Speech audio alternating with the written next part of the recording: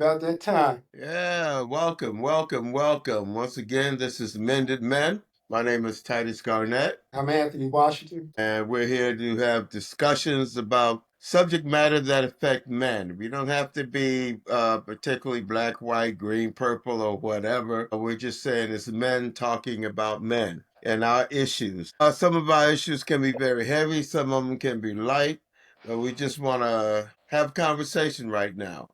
The subject matter today is fatherhood, the weight and the wonder. Fatherhood is one of the greatest responsibilities a man can have. But what if you're trying to be the father you never had? Let's talk about the challenges and victories of fatherhood. Any comments on that, Mr. Ant-Man?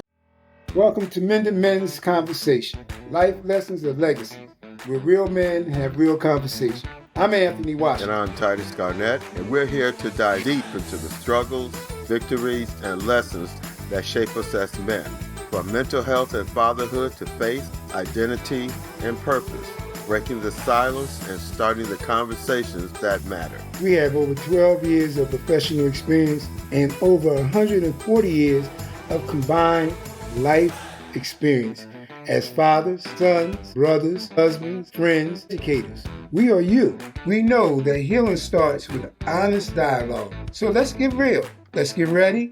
Let's grow together. This is Mended Men's Conversation. Let's dive in.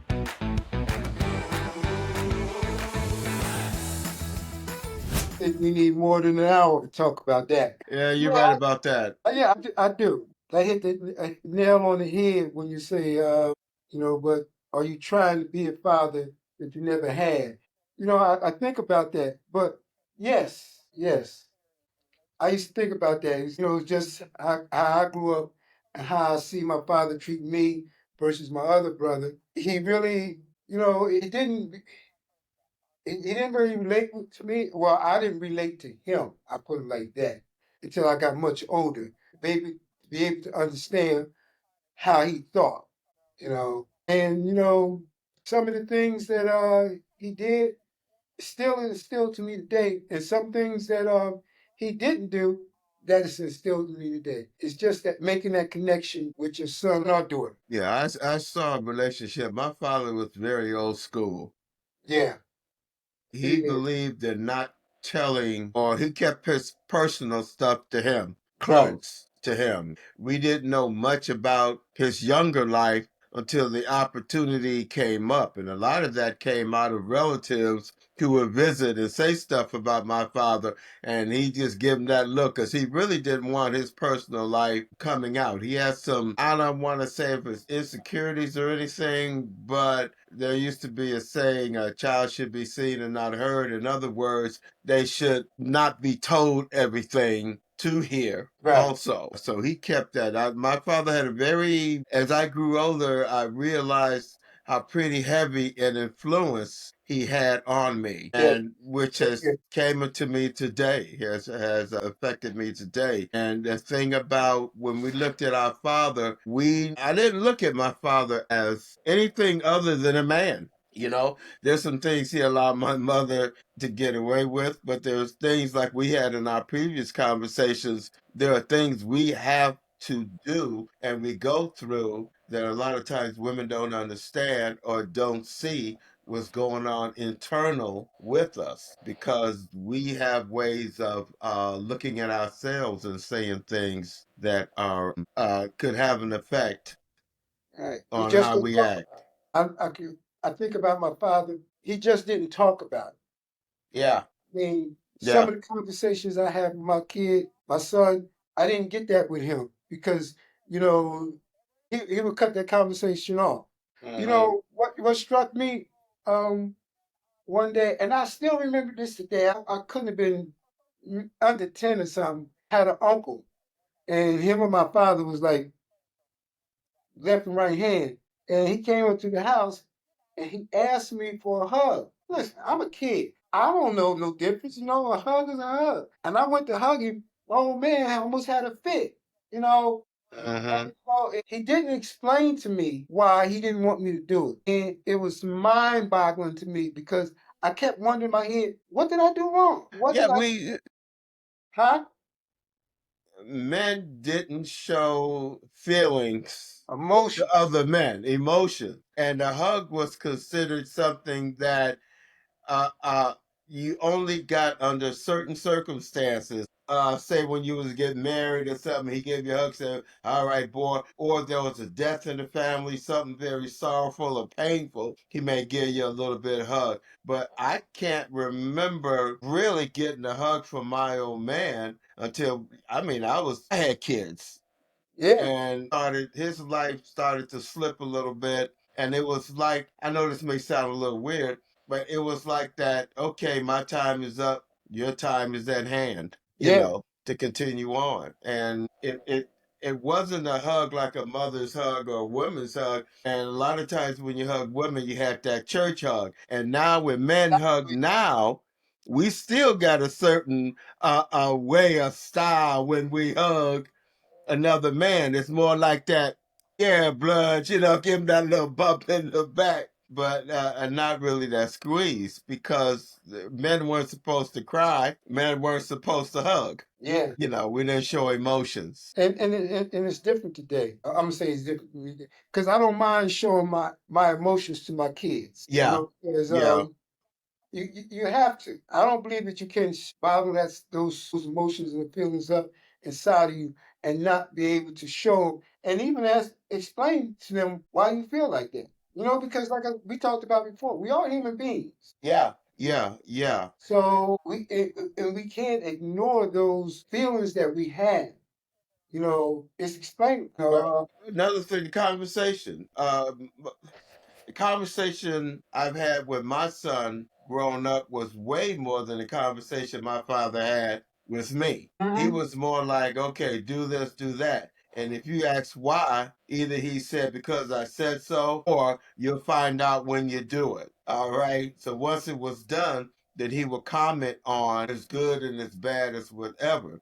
Now I had there were 9 kids in the family, 6 boys. And I was truly the only one out of all the boys that could really work with my father when we got to an older age. A lot of them just, because my father he was very particular how things got done. It wasn't from A, B, X, Y, P, Q. It was A, B, C, E, F, G. I mean, it was specific ways you do stuff. And you follow the pattern, you follow the order, so you can guarantee the results.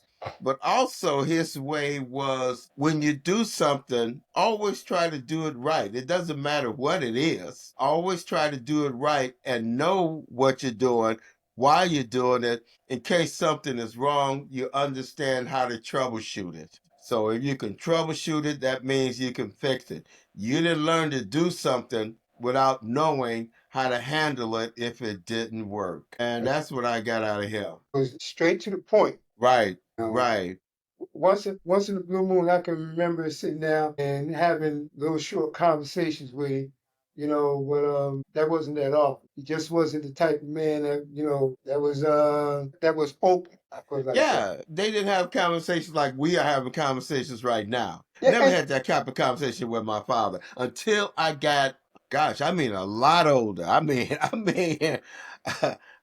My kids, and they were getting over, until it was as though you was at the point he could converse with you on his level. You were and never at his level before that. and one of the things I learned is that because I used to hold resentment against it because we never talked, but I learned that how he grew up and what he had to True, endure. true, You true. know, So and true. and that's what made him who he was, Yeah.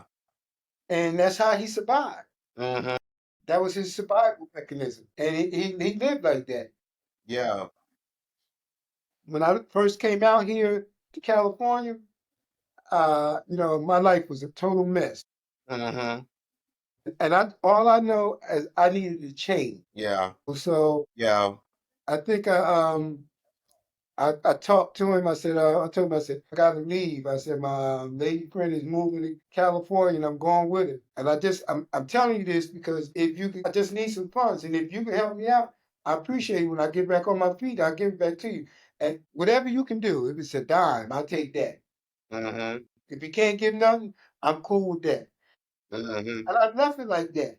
Yeah. Yeah, I got ready to leave. Old lady's son came and got me. He told me, he said, my father was outside. So, he didn't come into the complex. He stood on Yeah. the street.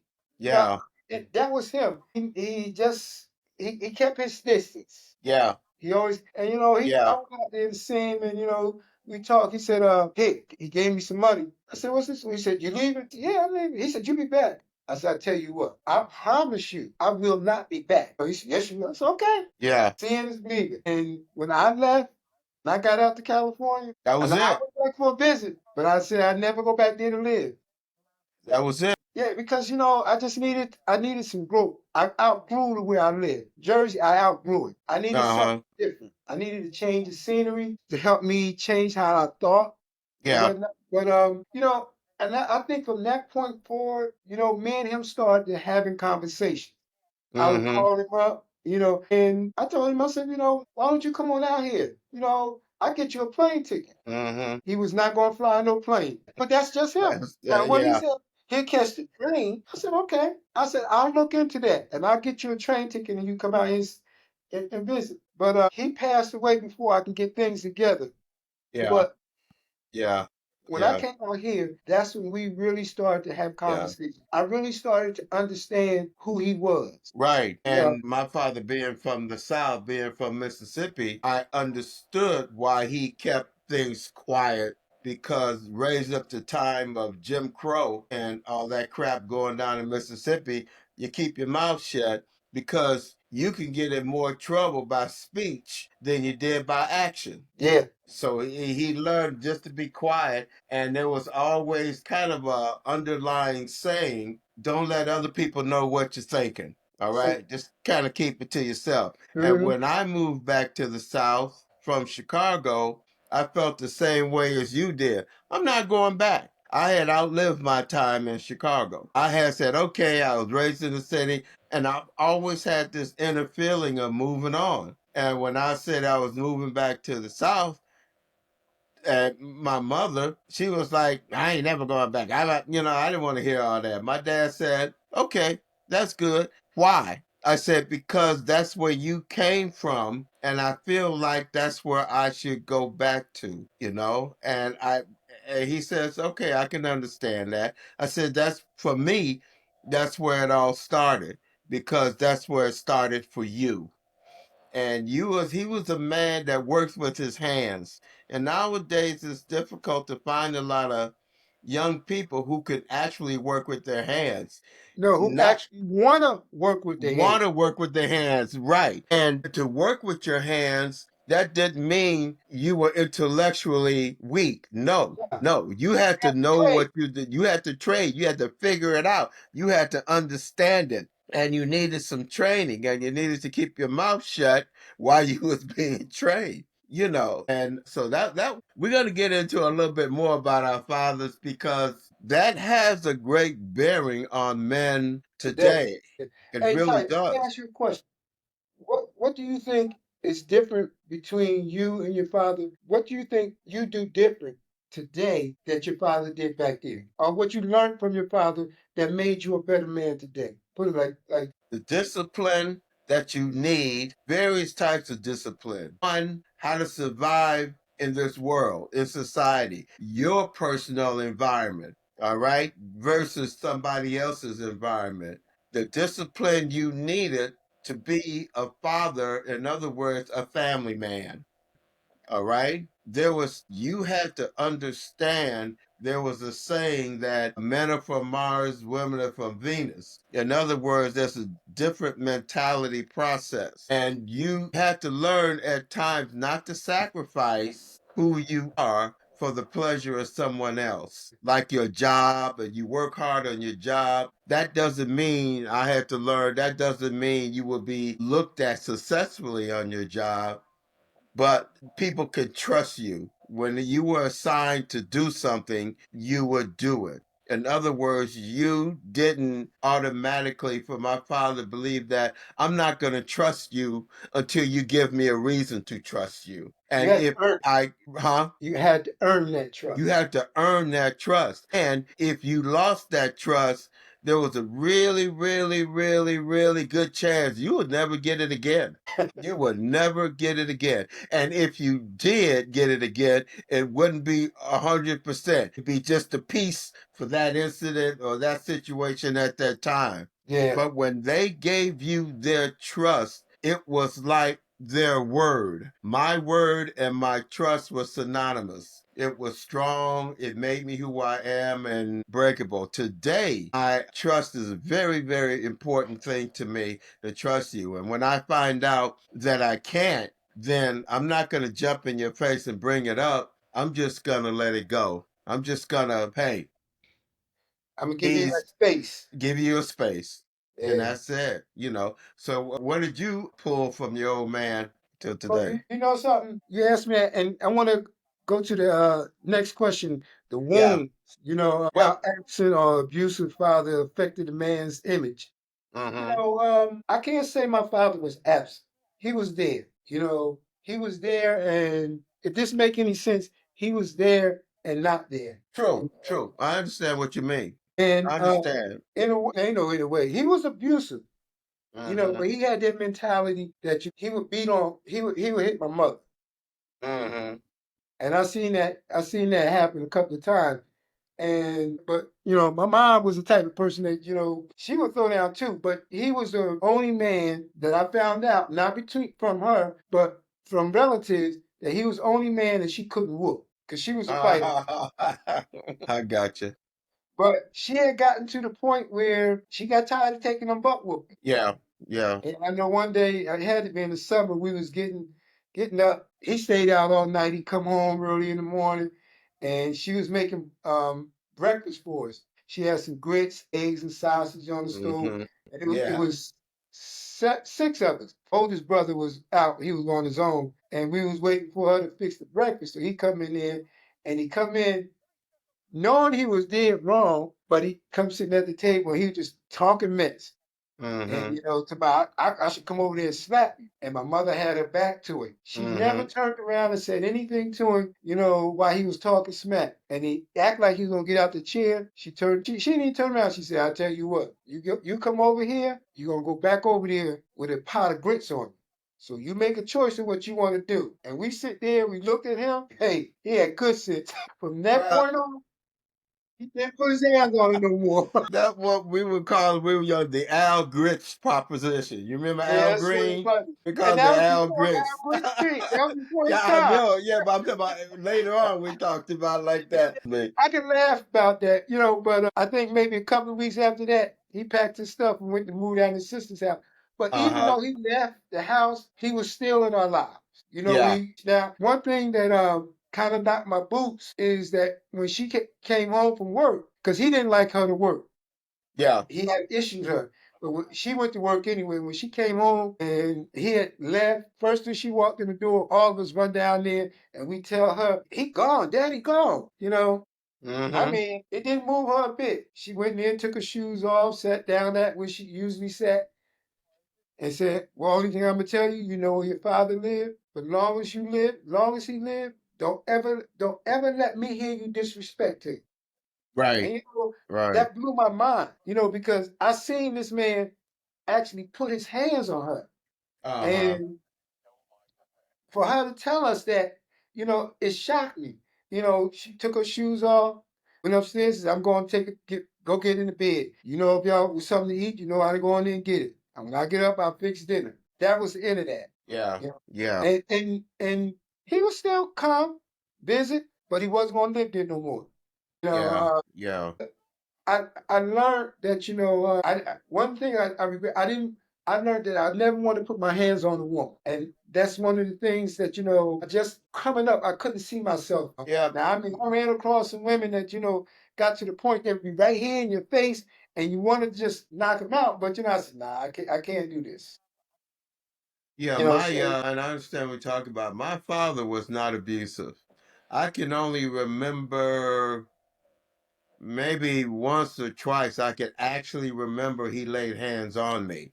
Now, my mother did all the butt kicking in the family. All Yeah, right. My same here. father, he worked two jobs, whatever it took, and he worked hard. When he came home, the only thing he wanted you to do was to speak and then leave him alone. Give him a Same chance here. to kind of gather himself. All right. He never, from what I've seen or heard or whatever, and when you was a kid growing up in those houses, you could hear just about everything. So you knew when there was violence being done or whatever.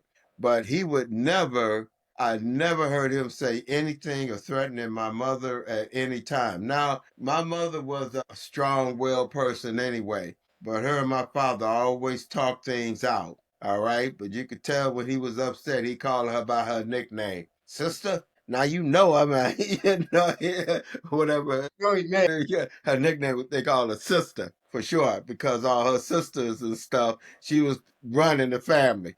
Her other sisters, even though she wasn't the oldest, she was running her side of the family, and Mhm. everybody called her sister. And I'm thinking that means top dog sister. Much. But yeah, but the thing that affected me about him was when he got mad or said something, he made you feel like you let him down. And it was like, wow. And you would want to say, well, Dad, come on, spank me, kick my butt, something. Don't make me feel guilty about what I did.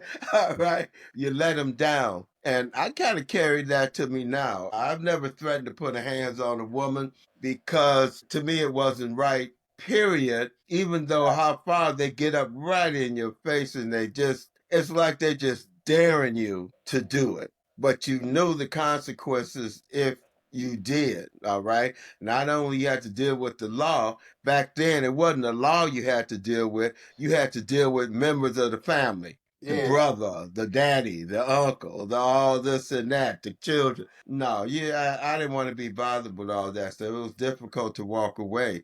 But Too no, much drama. huh?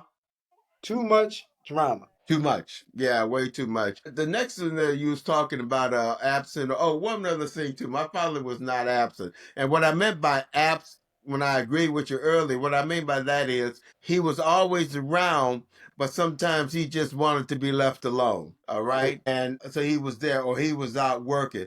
But it wasn't like he was just getting away or disappeared for the sake of disappearing. He was either working or he just needed some peace and quiet, Yeah. You stuff like, know, especially with 9 kids. that It's a reminds me. lot. He always he kept that order. That discipline where one thing about him. Come Saturday morning, he fix your breakfast. He will feed you. Make sure that you got something because he gonna work that food off for you. You clean that house from top to bottom. You go to the laundromat, Oh home, fold the clothes. man, You work. you I work mean, your and he can butt cook. off. Yeah, and that was the thing. So I learned. I used to watch him do those things and whatnot. And, but actually sit down and have a conversation with him. He would have. You can have a conversation with him, but if it got a little too deep, go ask your mother. Yeah, right. They agreed on every. My parents agreed on. You could not separate them. Nah, You could not go to one to the other and think you was gonna get away nah, with something. That was not going to happen. And the cook, my father, when he cooked, we loved when my father cooked. All right, because he just. That's why I cook today because the way my old man cooked. And grocery shop. When we go grocery shopping, you hated going grocery shopping on Saturday, the family grocery shopping, because they went to 3 or 4 different stores. And my mom like, no, don't get that, yeah, get that. But my dad, when we go, it was just him. He always bought us some sweets. He always yeah. bought us some junk for us to eat. And we loved going with him because he would do that. Was never one to say I love you or any type of stuff like that. He showed it in different ways. One He time love you, he but like you loved you, say, but he ain't gonna he say it verbally. right. One time he thought he overheard me. I remember one time he slapped me one time, And he said, I heard you say such and such and such and such, how you gonna whip my butt or this and that, whatever, you man up, and he slapped me. And I said, I didn't say that. My other brother said it. And so my other older brother, he said, that's right. He didn't say it. It was him. And he felt really bad about it. And he didn't say, I'm sorry. He just said, well, whatever, and just walked away. So later on that day, right, later on that day, I was going out somewhere, and I just said, Dad, I'm going by my friend's house. I'm gonna, and then he said, well, you need some money? Do you need anything? You okay? You got enough money in case you need? That was his way of saying, I'm sorry. Yeah. So you just couldn't judge all the time on the action. You have to look into the person himself of his way to say I'm sorry. Well, my mother was a whole new different ball game way of saying I'm sorry. Oh man, I'll take his any day. it My ain't no mother joke. would say, well, you probably deserved it anyway. So I just moved Now you on. mentioned that. You mentioned that. Now I know if he wanted something from the store, he'll send you to the store. He'll get you keep the change. Yeah, he let you Go keep ahead, the get out of change. here. Go on, get My out of here, boy. mom, my mother, no. She will bring back, and you ask, no. She will make sure she will count every penny. She wanted to see the Every receipt. penny. You had to give it all Yeah, to everything. And it better be the right item too. her. That's right. Or you're Because going if it back. wasn't, you're going back to the store. Right. But it taught you how to, when I look at my father, to pay attention. Yes. It taught you how to pay attention, especially when you was working with him. And it Mhm. just taught you to teach you to understand. Anyway, we'll be on this. This is gonna probably take more than one session. Healing. The next subtitle title is Healing from Childhood Wounds. If we look at that from the side of our father, and not look at it strictly from parents, I mean our mother and our father, we would have to look at it and say, how was I wounded by my old man? Or was I wounded by my old man? Or was there situations that created something in me that am I still carrying it today, a hurt or a pain? Or how was I healed from that? Now, we're not trying to get into a therapy situation here, but a lot Right. of times you keep things in your head and in your heart that may have happened a long time ago that you just had a hard time letting go, or it took you a long time to let it go. I have one thing in mind, but you got anything particularly with you? Really, no wounds, because, one of the things I can say is that, I had a relationship with him. And Uh-huh. as I started getting older, I started understanding who he was, and how he functioned, Yeah. and got along pretty good. I used to live with him. I went down there and I lived with him for a while, and I knew his habits. I knew but like the back of my hand. Yeah. And I was asleep one day. I got in from work and I went upstairs and I went out, come home, and he got up early. And when he got up early, it woke me up because it's not his normal routine. And Yeah. and I had stumbling around and it was like maybe 2 or 3 o'clock in the morning, and he leave the house. Where he going to? And then he comes back, maybe around 4, no, an hour later. So that next morning, I get up, I go downstairs and he eating breakfast. So I'm walking in, I'm sitting there. I said, "Oh, get me some breakfast." And I sit down there and I told him, I said, "Where was you going to last night?" I said, "You got up kind of early." He said, "Oh, my chest was hurt, so I wanted to get up and walk it off." I'm like, Mm-hmm. "What? I mean, that Yeah. sounds crazy to me." I said, "Oh, why Uh-huh. didn't you call me? I'd take you to the hospital." Yeah. I said, Yeah. check that out. He said, I told him next time something like that, let me know, man. Yeah. You don't walk it off. If something happened to you out there, you pass out. How I know what happened? And then we started, getting a little more closer because he started opening up just a teeny bit, Mm-hmm. and I think he was telling me about it. And so one day I just said, "Come on, let's go to the hospital." I took him to the hospital, and he was having chest pains. They got him, Uh-huh. settled everything. They told me to come get him, so I went up there, got him, brought him back home, and I went to work. I come home, and this dude sitting in the living room watching television with a pot of pork and beans and eating like eat the stuff he was eating he ain't supposed to have. I said, Right. man, what are you trying to do? Give me a heart attack or yourself? That's what you're Yeah. talking about. I said, you can't eat that. Yeah. Yeah. So and then I would start talking to him about some of the things he can't eat. But that saying that you can't teach an old dog new tricks. Yeah. Woo! Yeah. It's You know, difficult. I had to talk to my mom and I asked her, I said, I need a favor. She said, what? I said, I want to know if I could bring my father up here to stay with you for a little while. Just temporary Mhm. until he get back on his feet. She looked at me and I know she wanted to say hell no, but she said, nah, bring him on up here. She brought him Yeah. up there. She helped him get better. And when he got better, she said, come get him. Yeah. Yeah. Come get him. Because, it was just some things about him. He wanted to do it his way. And hey, listen, I respected that. So he came back Yeah. down here. We lived with him for a little while. Then he moved with his sister. But he liked his privacy. I guess he True. didn't really want me to be prying in his personal life because some things he was doing. You know how when you now today, I know certain things I just can't eat, Right. regardless of how much I Right. like. Right. But I just leave it alone. It ain't an issue Right. because my health Yeah. means more to me than my taste buds. Right. That's not the Well, thing with him. but look what they were grown up on. They Natural didn't food, have real food. natural, real food, and you ate real food. But a lot of times, how we prepared that real food. Anytime you cook vegetables, you threw in some ham, some fat back, some grease, some lard, or whatever. We fried everything other than potato chips. I mean, we ate badly. We ate healthy, we ate good, but then we ate stuff that was not good for us in the long term. That Yes, was not good for us in the long term. And so they get to this point when you say, okay, you got to change your diet. I mean, that was trying to teach a horse to fly. That ain't gonna happen. No, I struggle with that. that was a tough struggle for that, on how to do it. But what do you do? What do you do? My father, he loved to eat stuff like he'd take a big jar, a big glass that was probably 16 ounces. It was his favorite glass. He had his favorite plate, his favorite spoon, his favorite fork, his favorite cup, his favorite glass, his favorite And chair, his favorite position at the table. And you did not interfere with that.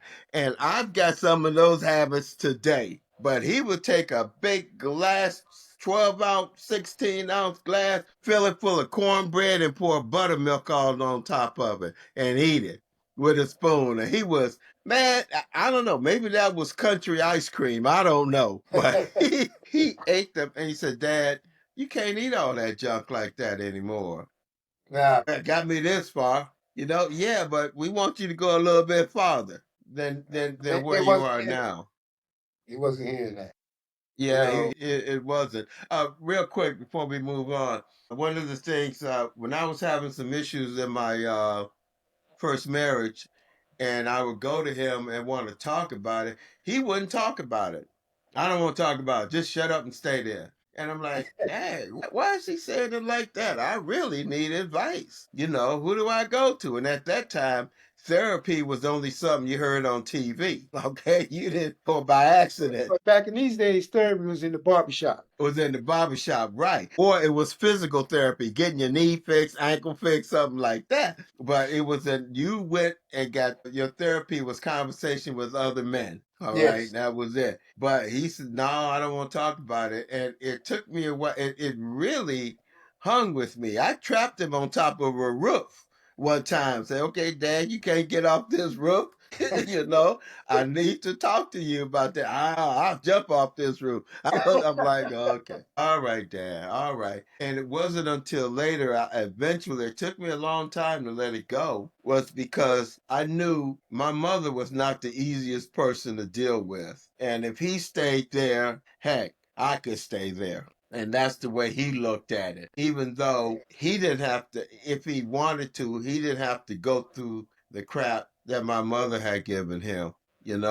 But he stayed there and was a good man, and he was very highly respected. He was very high, and women loved him. My mother hated that because he was a good man. He stayed there with the kids. He was a father. He didn't run off nowhere. He just worked harder. She didn't like the idea of other women liking him because they all was looking for a good man, and she had the good man, and none of her sisters had any man, So it was just they respected him for it, but she didn't want to hear all that. Well, let's move on a little bit forward. It says balancing provider and nurturer roles, how to be present emotionally, not just financially, and finding the balance between work, self care, and parenting. Now, if you had said anything like this to my father, he would look at you like, Crazy. yeah, what am I, a punk or something? Get out of here, being present emotionally and not just financially. Well, wait a minute, emotionally, I kick your butt. That's what that emotional. That's different, and that is something we had to come to grips with. I guess our generation Yeah, as we grew older. that was one of the things that kind of that I learned from my parents growing up is that when I had my kids, one of the things I wanted to do is I wanted to make sure I had a conversation with them. Yeah. And one of the things I always did is that when I talked to them, I would not stand over top of them. I would always come down to their level, sit Mm-hmm. down so I could look them right in the eyes and we have this conversation. I remember my son, he did something. And so I told him, I said, well, I'm gonna tear that butt up. I said, would you come on in this room? He said, Dad, can we talk? I said, sure. We can always talk. He sat on the bed, we talked. I had a great conversation with him. Mm-hmm. But see, my son, well, he thought he was a little slick. So he Mm-hmm. figured like we had this good conversation. So after we had this good conversation, I had the belt with me. I had it sitting on my lap. So he talking about, you still gonna beat me? I said, yes, I'm still whoop your butt. He said, but you Mm-hmm. told me you were gonna talk to me. I said, I did talk to you. And I sat down in Yeah. bed, we had a good conversation. But that don't mean I'm not gonna tear that butt up. I said, because me and you had this conversation before. And I Right. warned you not to do it. Something in your head told you it was okay. So I Yeah. need to let you know when I tell you don't do it, I'm serious. But I want to be able to have this conversation so you can understand what I mean. And when I say something, that's what I mean. Right. I beat him, but it didn't nothing terrible. I just let him feel it. He hollered and cried. He cried more before I even hit him the first time. Yeah. But Yeah. that was one of the things that I made it to myself, promised to myself that I was going to have a conversation with, Yeah. and I Yeah. was going to have a relationship. Because even with my daughter, I know she was outside. She was a little tomboy. She playing with my son, and she around 13, 14, 13. No, I'm gonna say 11 or 12, and she started growing breasts, and she had on a shirt, and Uh-huh. little boys was playing in the grass and they dived and she dived. And I realized I'm sitting on the steps that they sitting there looking at her breast as a shirt Uh-huh. on. And I'm saying like, okay. I said, now them little tricks y'all playing, I did too. I said, Yeah. so I told her, I said, come here. I said, sit down. She said, Uh-huh. what's wrong? I said, no. I said, tomorrow when I come home from work, you wait right here for me. She said, what's wrong? I can't. I said, no. I said, you told her. I said, you don't have on no shirt, no bra, no bra. I said, you need a trainer bra. What is Yeah. that? I explained it to her because her mother didn't believe in wearing bra. So I know her first bra, I come home from work, I put her in that car, I took her to Montgomery Wards. And you know I how remember long ago that. that was. Yeah. Yeah. Yeah. I Uh, know exactly. That she was felt, the store. Well, go ahead. she felt so embarrassed because I'm in there trying to get her to fit on a bra. So I got this one of the ladies to help her find a training bra for her. She was pissed. This is embarrassing. I said, I don't care.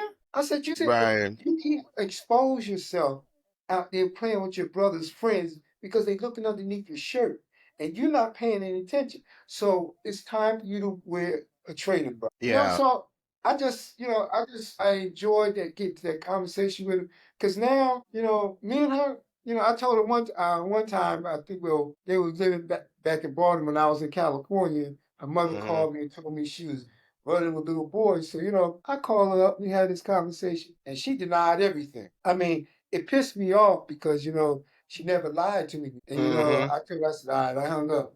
And it rented so much of space in my head. 2 days later, I called her back and I told her, I said, look, she was like 16, 17. I said, let me explain one thing to you. I cannot take you to school. I can't do your homework for you. I said, I might not like a lot of things that you do, but I got to respect it. I said, but Yeah. one of the things I asked of you, don't ever lie to me. Tell me the truth. Yeah. I said, I might not like what you did. I said, and I won't judge you, but I respect the fact that you're telling me the truth. And that means more to me than anything. Ever since from then and there, she don't lie to me. If she don't We want me to know, she just don't tell Right. Yeah, because you pretty much, when you're raising your kids, you know when they're lying to you. me. Yeah. You understand and you know. I looked at when we were young, and my brothers and sisters, we talked about the spankings we got, this and that or whatever. We said, well, I ain't gonna beat my kids like that. But then you find out you starting to do the same thing, and you have to check yourself. And you have to say, whoa, whoa, that's how I got spanked. I ain't gonna do my kids. So, excuse me, it depended on the age of my kids, how I dealt with them. In a And to give situation. you yeah, the situation when they was younger, I taught how to sell it with the look. They was more afraid of the look than they were of the spanking or and you and I can say beating, but anybody young today listening to it would think that we were all beating the crap out, and it wasn't that. Yeah. Okay, that was just the words that were said. Oh, beat that little son gun. Oh yeah, it wasn't that. So I can count on five on one hand how many spankings my son actually had. But he Mm-hmm. would tell it like he got them all the time. He didn't. And like my daughter would say to me, Daddy, I'm having a problem with these boys. You come get these boys. I said, no, I ain't coming to get them boys. I ain't coming to get your kids. She said, well, why? I said, for two reasons. One, 5 minutes after them boys have left from you, they be crying like babies to get back to you. So I ain't taking your kids from you. And I said, the second thing is, you are smarter than they are. Outthink them. Stop, get off their level and outthink them. Don't let them, they know how to, they may not know the science of it, but they know how to manipulate your emotions. Yep. Outsmart them. Be one step ahead of them. My kids used to say, Dad, are you psychic? How did you know? I said, because I'm a father. That's why I know. I didn't tell him Mm-hmm. I knew the principals and all his teachers at the school. I didn't let him know that the neighbors always came to me as like the man who was the father of the neighborhood and everybody knew what was going on. I didn't tell him all that. I just stayed one step and plus they don't understand that you was once a kid too. They don't So, understand. They can't see you as that, you nah, know? they see you as a father, and they don't think you ever was their age. That Right. never You were crosses their never mind. their age. Right. And which is tough. The older they got, one quick one before we move on, my son had gotten to the point when he was older, I would say he was like in his 12, 13, 14, right in there. Spanking him wouldn't mean anything to him because I remember when I was that old, spanking didn't mean that much to me no more. It was the punishment. I would come home and I'd say, son, did you do this? No, Dad, I forgot. I'm sorry. I come home the next day. Did you do? No, Dad, I forgot. I'm sorry. And I said, I'm really sick and tired of hearing this. I'm sorry. It means nothing to me. The next time I come home and you don't do something I ask you to do, then we're gonna go out and we're gonna get it on. Cause he said, yeah, okay, Dad, don't worry, it ain't gonna happen. Come home 2 days later. Did you take care of that? No, Dad, I forgot. I'm sorry. I said, okay, cool. Now, see, I was a karate instructor at that time. So I would say, okay, get on the karate gear. Let's go outside and practice a little bit. He said, okay. And then we get to walking up in the woods. And he said, where are we going? I said, there's a clearing up in the woods. All right. And we got up in the woods. He said, dang on, Dad, what? I said, put your gear on. He said, ain't you going to put it on? I said, nope. He said, what? I said, let me remind you what I told you the other day. Don't tell me I forgot I'm sorry anymore. We're going to get it on. Boy, you should have seen the look on that boy's face. He thought, oh my God, this is my last day on earth. Okay, nobody could hear me, nobody could see me. You know, Nobody can save you. no can save you.